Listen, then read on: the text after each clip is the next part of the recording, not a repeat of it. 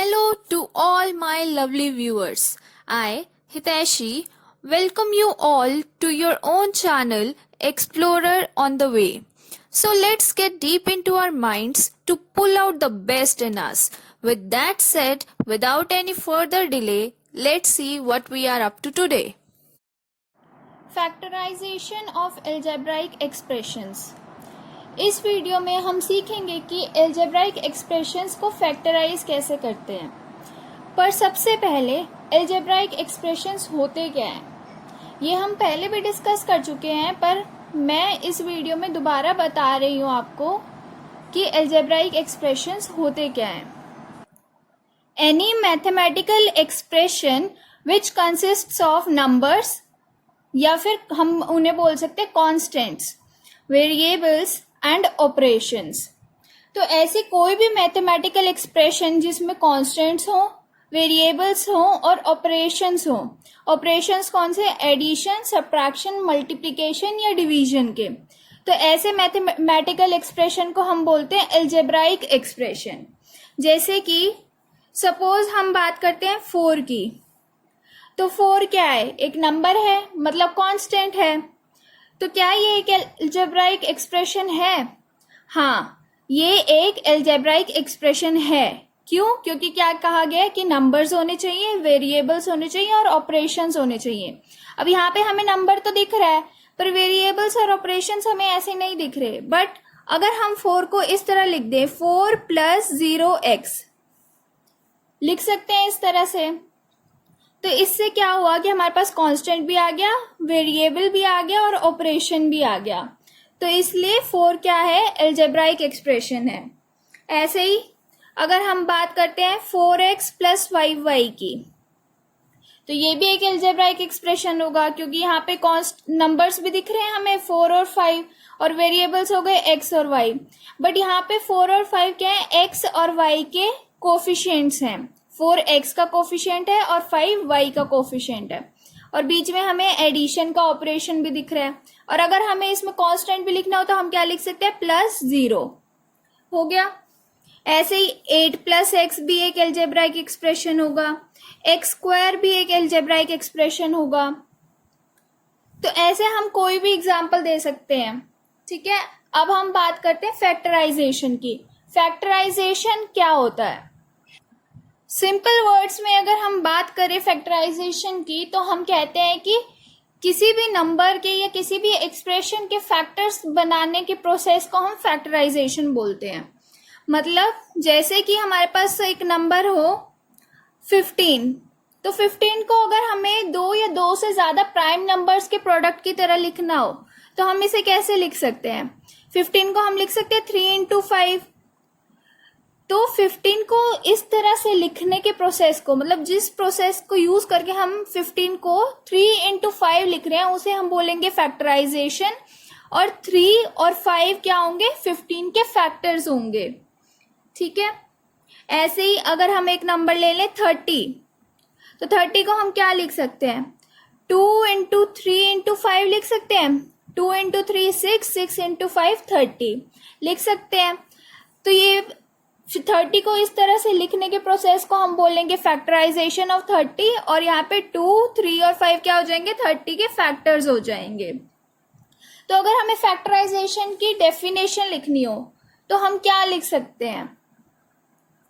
हम लिख सकते हैं the process of finding 2 or more expressions whose product is the given expression is called factorization। तो हमने क्या कहा है कि हमें ऐसे 2 या 2 से ज्यादा एक्सप्रेशंस फाइंड आउट करने हैं जिनका प्रोडक्ट क्या हो? गिवन एक्सप्रेशन हो, और इसी प्रोसेस को हम बोलते हैं फैक्टराइजेशन। अभी तक तो हमने बात करी थी नंबर्स की। 15 और 30 भी एक्सप्रेशंस तो हैं, एल्जेब्राइक एक्सप्रेशंस हैं, बट अगर सिंपल वर्ड्स में हम बोले तो ये सिर्फ नंबर्स हैं, इनमें कोई वेरिएबल नहीं दिख रहा हमें। तो अब हम ऐसे एक्सप्रेशंस की बात करते हैं जिनमें वेरिएबल्स भी हो। तो सपोज हमारे पास कोई एक्सप्रेशन है 2xy, ये एक एल्जेब्राइक एक्सप्रेशन है। अब अगर इसके फैक्टर्स हमें बनाने हो तो वो क्या हो जाएंगे? इसे हम ऐसे लिख सकते हैं 2 × x × y लिख सकते हैं। तो 2xy को इस तरह लिखने के प्रोसेस को तो हम बोलेंगे फैक्टराइजेशन ऑफ 2xy, और 2xy के फैक्टर्स क्या हो गए, 2x और y। ऐसे ही अगर हम दूसरा एक्सप्रेशन ले लें x² माइनस 4, तो ये क्या है, इसे हम इस तरह लिख सकते हैं x² माइनस 2² लिख सकते हैं ना। तो ये कौन सी फॉर्म बन गई, a² माइनस b² वाली फॉर्म बन गई। तो यहाँ पे हम आइडेंटिटी अप्लाई कर देंगे, तो क्या आ जाएगा, a minus b into a plus b, मतलब x minus 2 into x plus 2। तो x² माइनस 4 के फैक्टर्स क्या क्या हो गए, x माइनस 2 और x प्लस 2। ऐसे ही हम और भी एक्सप्रेशंस के फैक्टर्स बना सकते हैं, फैक्टराइजेशन कर सकते हैं हम अलजेब्राइक एक्सप्रेशंस की। तो अब हम पढ़ते हैं types of factorization. Algebraic expressions के फैक्टराइजेशन हम डिफरेंट वेज में कर सकते हैं, बट इस वीडियो में हम सिर्फ फर्स्ट 2 वेज ही पढ़ेंगे। फर्स्ट टाइप ऑफ फैक्टराइजेशन है factorization by taking out the common factors. तो जैसे कि हमें नाम से पता चल रहा है, इसमें हमें कॉमन फैक्टर्स फाइंड आउट करने होते हैं, मतलब हमें हर टर्म का highest common factor find out करना होता है, HCF फाइंड आउट करना होता है। तो हम क्वेश्चंस के थ्रू समझते हैं कि हम ये कैसे करते हैं। तो सबसे पहले हमारे पास जो अलजेब्राइक एक्सप्रेशन है वो है 8ab² प्लस 12a²b। तो जैसे अभी हमने डिस्कस करा, हमें क्या फाइंड आउट करना है, HCF फाइंड आउट करना है ऑल टर्म्स का। तो यहाँ पे कौन सी टर्म्स हैं, एक टर्म तो है 8ab² और दूसरी टर्म है 12a²b। तो हमें इनका HCF फाइंड आउट करना है। तो सबसे पहले वही फाइंड आउट कर लेते हैं, HCF of 8ab² and 12a²b is equals to, क्या होगा इनका हाईएस्ट कॉमन फैक्टर। सबसे पहले कांस्टेंट की बात कर लेते हैं, मतलब जो इनका कोफिशिएंट है, क्या है, यहाँ पे 8 है, यहाँ पे 12। 8 और 12 का हाईएस्ट कॉमन फैक्टर क्या होता है, 4 होता है। तो यहाँ पे 4 लिख लिया। अब हमारे पास क्या बचा, फर्स्ट टर्म में ab² और सेकेंड टर्म में a²b। यहाँ पे a की पावर 1 है और यहाँ पे a की पावर 2 है। तो हम क्या कॉमन ले सकते हैं, a कॉमन ले सकते हैं, मतलब a⁻1। ऐसे यहाँ पे b² है और यहाँ पे b है, तो कॉमन क्या आ जाएगा, b आ गया। तो इन दोनों टर्म्स का HCF क्या हो गया, 4ab। तो जो हमारे पास गिवन एक्सप्रेशन है उसे हम क्या लिख सकते हैं, therefore 8ab² plus 12a²b is equals to, हमने क्या कॉमन लिया, 4ab। जब 4ab कॉमन ले लिया तो हमारे पास और क्या बच जाएगा, हम कैसे फाइंड आउट करते हैं, जो हमारे पास टर्म गिवन है उसे हम किससे डिवाइड कर देंगे, जो हमने कॉमन लिया है उससे, मतलब 8ab² divided by 4ab plus 12a²b divided by 4ab। अब यहाँ पे इस तरह से लिखना जरूरी नहीं है, ये सिर्फ मैं आपके अंडरस्टैंडिंग के लिए बता रही हूँ। आप डायरेक्ट ये वाला स्टेप भी लिख सकते हैं जो अब मैं लिखूंगी। तो हमारे पास क्या आ जाएगा, 4ab इंटू यहाँ पे क्या आ जाएगा, 2b आ जाएगा, क्योंकि 4 से 8 जब हम डिवाइड करेंगे तो क्या बचेगा हमारे पास 2, 8 a से a कैंसिल, यहाँ पे b² है, यहाँ पे b है, तो क्या बच गया b, प्लस 12 डिवाइडेड बाय 4 कितना होता है 3, b से b कैंसिल, यहाँ पे क्या है a² डिवाइडेड बाय a, तो क्या आ गया a। तो हमारे पास आंसर क्या आ गया, 4ab into 2b plus 3a, मतलब 8ab² प्लस 12a²b के फैक्टर्स क्या आ गए, 4ab और 2b प्लस 3a। और अगर यहाँ पे हम 4 और a के बीच में और a और b के बीच में मल्टीप्लीकेशन का साइन लगा दें तो क्या हो जाएगा, कितने फैक्टर्स आ जाएंगे इस एक्सप्रेशन के, 4 फैक्टर्स आ जाएंगे, 4a b और 2b प्लस 3a। अब हमारे पास नेक्स्ट एक्सप्रेशन है 2p into a minus b plus 3q into 5a minus 5b plus 4r into 2b minus 2a। तो अब इसमें हम कैसे करेंगे कॉमन फैक्टर्स फाइंड आउट करके, देखो फर्स्ट टर्म में तो कुछ भी हम कॉमन नहीं ले सकते, तो ये तो as it is 2p into a minus b. अब जो सेकेंड टर्म है, क्या उसमें हम कुछ यहाँ ब्रैकेट में से कॉमन ले सकते हैं? ले सकते हैं। क्या ले सकते हैं? 5 कॉमन ले सकते हैं। तो 5 बाहर आ जाएगा, मतलब 3q इंटू 5, तो वो क्या हो जाएगा 3 इंटू 5 15 और ये q। तो अंदर हमारे पास क्या बच जाएगा ब्रैकेट में? 5 हमने कॉमन ले लिया, तो क्या बच गया? a माइनस बी प्लस, अब इस टर्म में थर्ड टर्म में ब्रैकेट में से कुछ कॉमन आ सकता है? 2 आ सकता है, तो क्या हो जाएगा 4r इंटू 2, तो वो क्या हो जाएगा 8r इंटू बी माइनस ए हो जाएगा यही। तो अब यहाँ पे अब कुछ कॉमन ले सकते हैं, हम तीनों टर्म्स में से ले सकते हैं, पर उसके लिए हमें क्या करना पड़ेगा? अब यहाँ पे तो a माइनस बी है, यहाँ पे भी a माइनस बी है, बट थर्ड टर्म में b माइनस ए है, मतलब साइंस अपोजिट है। तो अब इसे भी a माइनस बी बनाने के लिए हमें क्या करना पड़ेगा? हमें यहाँ से माइनस कॉमन लेना पड़ेगा, तो वो क्या हो जाएगा 2p into a minus b, first term as it is, second term भी एज इट इज आ जाएगी, plus 15q into a minus b. अब यहाँ पे हमें ब्रैकेट में से माइनस कॉमन लेना है, तो यहाँ क्या हो जाएगा माइनस 8r इंटू, यहाँ पे क्या आ जाएगा, साइंस चेंज हो जाएंगे, तो यहाँ पे माइनस a था तो ये क्या हो जाएगा प्लस a, और यहाँ पे प्लस b था तो ये क्या हो जाएगा माइनस b। तो हमारे पास a माइनस b आ गया। आप चाहें तो इसे a माइनस बी ना लिख के माइनस b प्लस a भी लिख सकते थे, वो भी सेम ही होता ना। a माइनस बी की जगह क्या लिख सकते थे? यहाँ पे b माइनस a था तो माइनस कॉमन लेके माइनस b प्लस a, क्योंकि a माइनस बी लिखें चाहे माइनस b प्लस a लिखें, है तो दोनों सेम।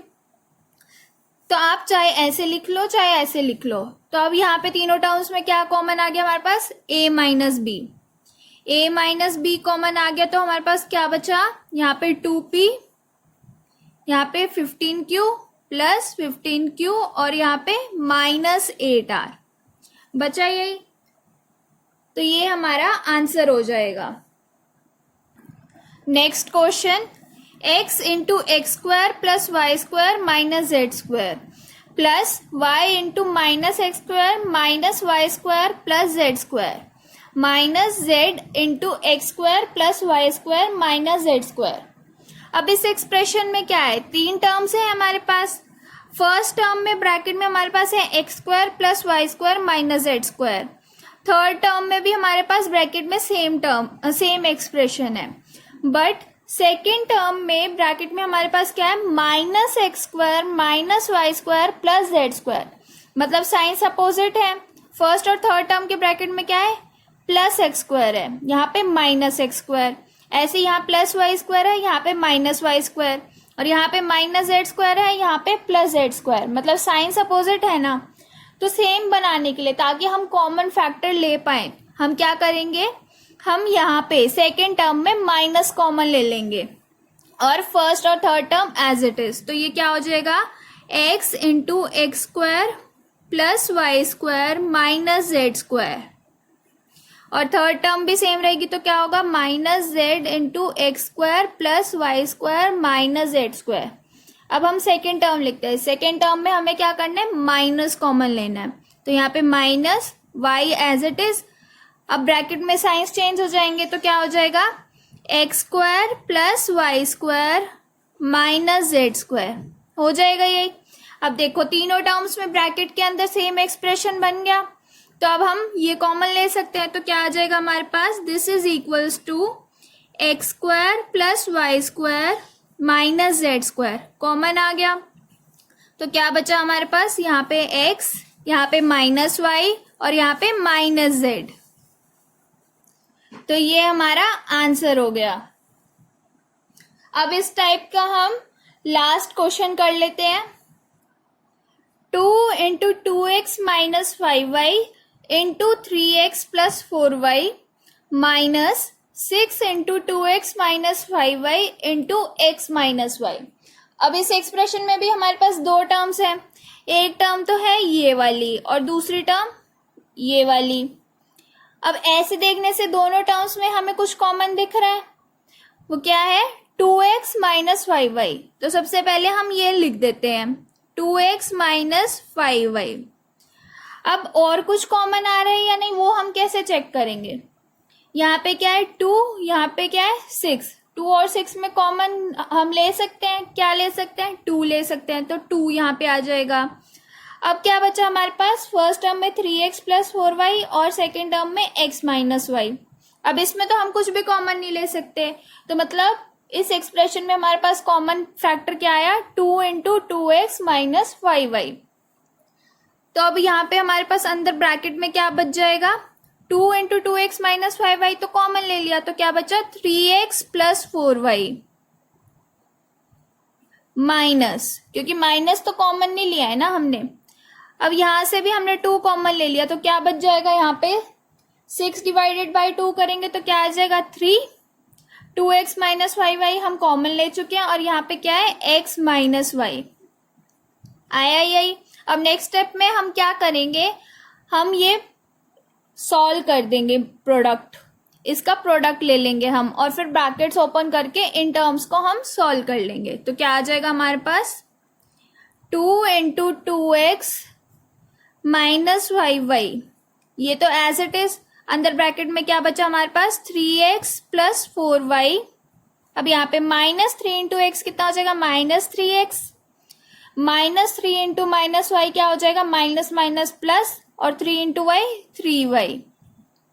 तो अब यहाँ पे 3x और माइनस 3x कैंसिल, तो हमारे पास क्या बचा 4y प्लस 3y, वो क्या हो जाएगा 7y। तो नेक्स्ट स्टेप में हमारे पास आ जाएगा 2 into 2x minus 5y into 7y, और ये हमारा आंसर हो जाएगा। ठीक है, अब हम चलते हैं फैक्टराइजेशन के सेकेंड टाइप पर। टाइप 2 है factorization by grouping the terms. तो इसमें हम क्या करते हैं, टर्म्स को ग्रुप करते हैं। हम जो स्टेप्स फॉलो करते हैं इसमें वो होते हैं, first step group the terms in algebraic expression in such a way that each group has a common factor. मतलब फर्स्ट स्टेप हमारा होता है कि अलजेब्राइक एक्सप्रेशन में हमें टर्म्स को इस तरह ग्रुप करना है कि हर ग्रुप में कोई ना कोई कॉमन फैक्टर आ जाए। Second step factorize each group, फिर हम हर ग्रुप को जो हमने ग्रुप्स बनाए हैं फर्स्ट स्टेप में उसे फैक्टराइज करते हैं, हर ग्रुप को अलग अलग फैक्टराइज करते हैं। थर्ड, फिर उन ग्रुप्स को जब हमने अलग अलग फैक्टराइज कर लिया तो हमारे पास जो भी एक्सप्रेशन आए हैं उसमें हम कॉमन फैक्टर्स फाइंड आउट करते हैं। ठीक है, मतलब थर्ड स्टेप तो वही है जो हमने टाइप 1 में पढ़ा था। तो हम एक एग्जाम्पल के थ्रू समझ लेते हैं कि हम ये वाला टाइप कैसे करते हैं। तो हमारे पास एक्सप्रेशन है a B square minus a minus 1 into b minus 1।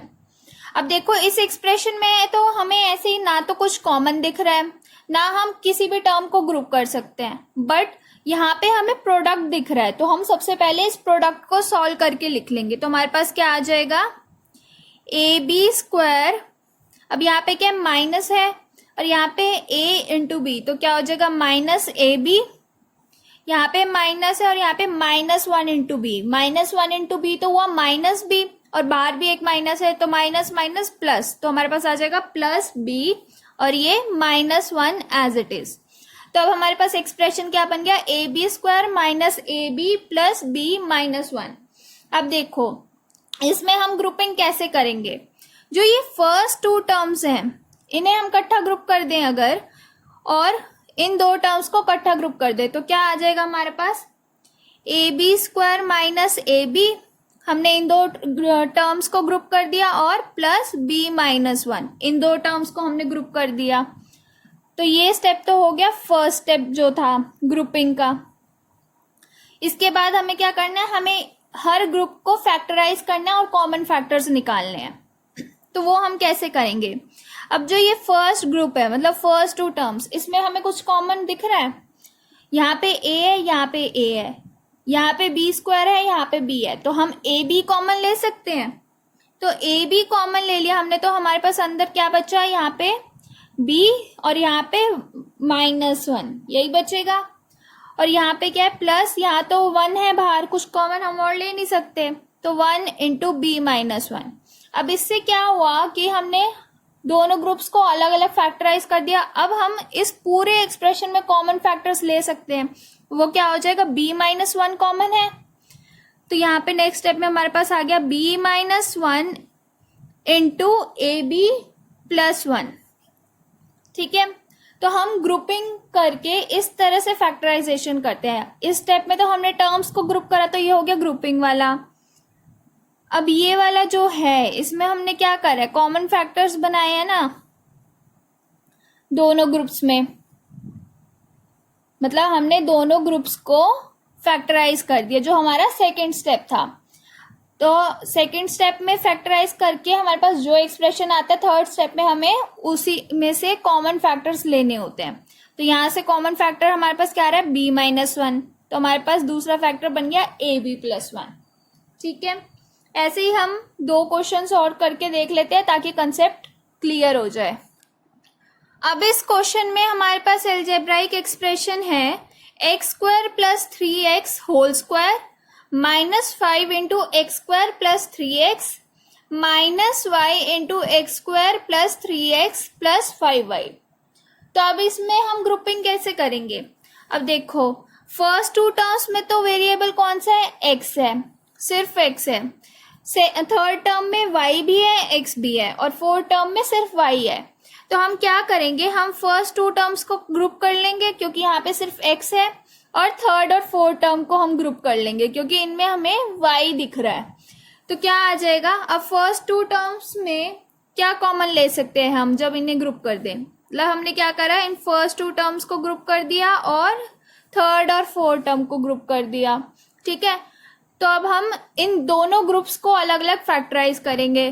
तो फर्स्ट ग्रुप में हमें यहाँ पे x² + 3x होल स्क्वायर दिख रहा है और यहाँ पे x² + 3x, मतलब हम x² + 3x कॉमन ले सकते हैं। तो हमारे पास अंदर क्या बच जाएगा, यहाँ पे होल स्क्वायर था और हमने एक बाहर ले लिया x² + 3x, तो यहाँ पे क्या बच गया, x² + 3x, यही बच गया ना। एक पावर हमने बाहर कॉमन ले ली तो एक पावर अंदर भी तो बचेगी क्योंकि यहाँ पे पावर में क्या था, 2।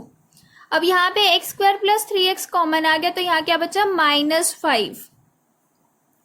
अब इसमें सेकेंड ग्रुप में मतलब हम क्या कॉमन ले सकते हैं, -y कॉमन ले सकते हैं, तो -y और अंदर क्या बच गया, यहाँ पे आया x² + 3x, -y हमने कॉमन ले लिया था। अब यहाँ पे 5y है और हमने -y कॉमन ले लिया, तो क्या बच जाएगा यहाँ, -5, यही बचेगा।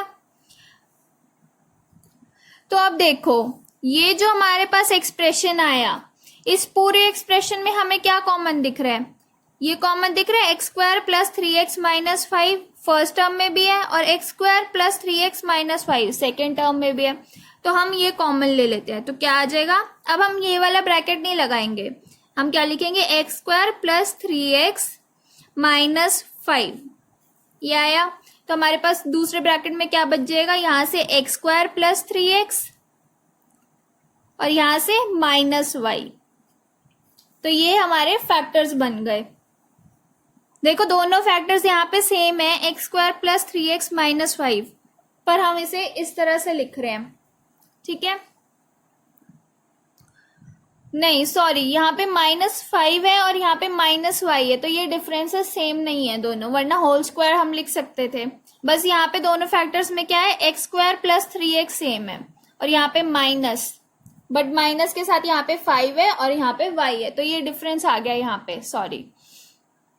अब हमारा लास्ट क्वेश्चन है a³ x + a² × x - y -a × y + z - z। अब इस एक्सप्रेशन को अगर हम ऐसे देखें तो हमें कुछ भी कॉमन नहीं दिख रहा है, बट यहाँ पे हमें प्रोडक्ट्स दिख रहे हैं। तो सबसे पहले हम ये ब्रैकेट्स ओपन कर लेंगे, मतलब इन प्रोडक्ट्स को सॉल्व कर लेंगे। तो हमारे पास क्या आ जाएगा, हमारे पास आगे आ जाएगा a³ x + a² x - a² y minus a y minus A Z minus Z. अब हम कॉमन ले सकते हैं, कैसे? सबसे पहले तो हमें ग्रुपिंग करनी पड़ेगी। वो हम कैसे करेंगे? जो फर्स्ट टू टर्म्स हैं इन दोनों में हमें x दिख रहा है, फिर नेक्स्ट टू टर्म्स में हमें y दिख रहा है और लास्ट टू टर्म्स में हमें z दिख रहा है। तो हम ऐसे ही ग्रुपिंग कर लेंगे। तो हमारे पास क्या हो जाएगा? फर्स्ट ग्रुप बन गया हमारे पास a cube x plus a square X. Second group आ जाएगा हमारे पास, माइनस हम बाहर कॉमन ले लेंगे तो a square y plus a y. Next group में भी हम माइनस कॉमन ले लेंगे तो हमारे पास आ जाएगा ए जेड प्लस जेड। होगा यही। अब फर्स्ट ग्रुप में हम क्या कॉमन ले सकते हैं? ए स्क्वायर एक्स कॉमन ले सकते हैं, तो हम ए स्क्वायर एक्स कॉमन ले लेते हैं। हमारे पास अंदर ब्रैकेट में क्या बच जाएगा? यहाँ पे ए क्यूब एक्स था और ए स्क्वायर एक्स हमने कॉमन ले लिया, तो क्या बच गया? ए, और यहाँ पे ए स्क्वायर एक्स ही था और वो तो हमने कॉमन ले लिया, तो क्या बच गया? प्लस 1। अब इसमें माइनस एज इट इज लिख देते हैं हम, और इसमें हम क्या कॉमन ले सकते हैं? यहाँ पे हम ए वाई कॉमन ले सकते हैं और ब्रैकेट में हमारे पास क्या बच जाएगा? ए प्लस 1। ऐसे ही थर्ड ग्रुप में भी हम माइनस एज इट इज लिखेंगे, फिर यहाँ पे कॉमन क्या आ जाएगा? z कॉमन आ जाएगा, तो ब्रैकेट में हमारे पास बच जाएगा a प्लस 1। तो अब इस एक्सप्रेशन के तीनों टर्म्स में a प्लस 1 कॉमन है, तो हम वो कॉमन ले लेते हैं। तो क्या हो जाएगा? a प्लस 1 इंटू, यहाँ दूसरे ब्रैकेट में क्या आ जाएगा? यहाँ से a स्क्वायर एक्स, यहाँ से माइनस ए वाई और यहाँ से माइनस जेड। तो हमारे पास आंसर क्या आ गया? a plus 1 into a square x minus a y minus z. I hope clear हो गया होगा आप कंसेप्ट। बाकी के टाइप्स हम नेक्स्ट वीडियो में करेंगे। Thank you so much for watching this video. अगर आपको मेरी ये वीडियो पसंद आई हो तो प्लीज लाइक करें, शेयर करें और मेरे चैनल को भी सब्सक्राइब करना ना भूलें, ताकि मैं ऐसे ही आपके लिए नई नई वीडियोस लाती रहूं। एंड प्लीज कमेंट्स में अपना फीडबैक जरूर दें। सी यू नेक्स्ट टाइम।